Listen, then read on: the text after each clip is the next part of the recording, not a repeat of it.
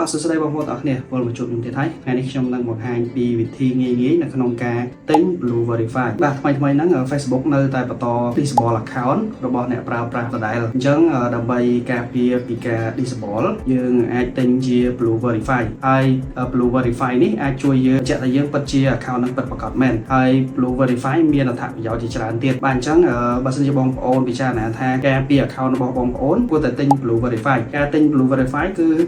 ងាយស្រួលទេអត់មានអីពិបាកទេបាទអញ្ចឹងគឺមានចំណុច2ដែលខ្ញុំនឹងបញ្យល់ប្រាប់បងប្អូនទាំងអស់គ្នាគឺទី1ការទិញតែមួយខែ$2ជាងទេហើយមួយទៀតគឺទិញមួយខែដូចជា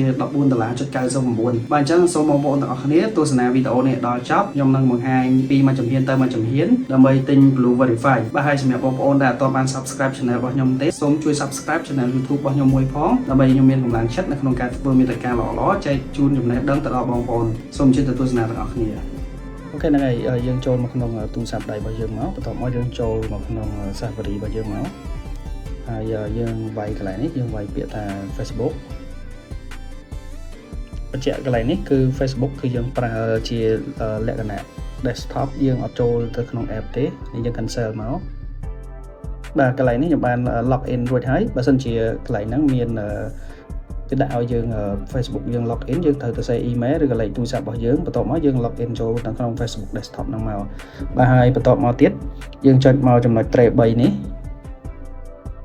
ហើយយើងរើសយកពាក្យថា setting បាទយើងយក account center មកបន្ទាប់មកយើងយកពាក្យថា Meta Verify នេះមកបើសិនជាយើងទិញធម្មតាតាម Facebook នេះគឺតម្លៃ$11.99ក្នុងមួយខែហើយតម្លៃហ្នឹងគឺប្រែប្រួលលើកមុនខ្ញុំទិញដូចជា$14.99អញ្ចឹងយើងចុច continue មកបាទយើងយក Facebook របស់យើងនៅខាងលើមកបាទនេះគឺជាអត្ថប្រយោជន៍ដែលយើងទទួលបានពេលដែលយើងធ្វើការ verify យើងចុច continue មកបាទនៅត្រង់កន្លែងនេះគឺជាចំណុចសំខាន់ដែលខ្ញុំបាននិយាយពីខាងដើមបើសិនជាកាតកន្លែងយើង add កាតសម្រាប់ឲ្យ Facebook កាត់លុយហ្នឹងបើសិនជាយើង add ដាក់ location នៅប្រទេសកម្ពុជាយើងគឺវាកាត់ចំនួន$11.99ក្នុងមួយខែប៉ុន្តែយើងដូរដាក់ពី country ពីប្រទេសកម្ពុជាយើង search រកពាក្យថា Nigeria មកអក្សរ N នេះ Nigeria អញ្ចឹងចំពោះលេខកាតលេខអីខ្ញុំសូមរំលងទៅខាងមុខទៀតបាទកន្លែងនេះគឺវាចេញមកគឺ total ចំនួន$3,800 ចុះអក្សរ NT ហ្នឹងបាទនេះថា currency របស់ Nigeria ហើយកន្លែង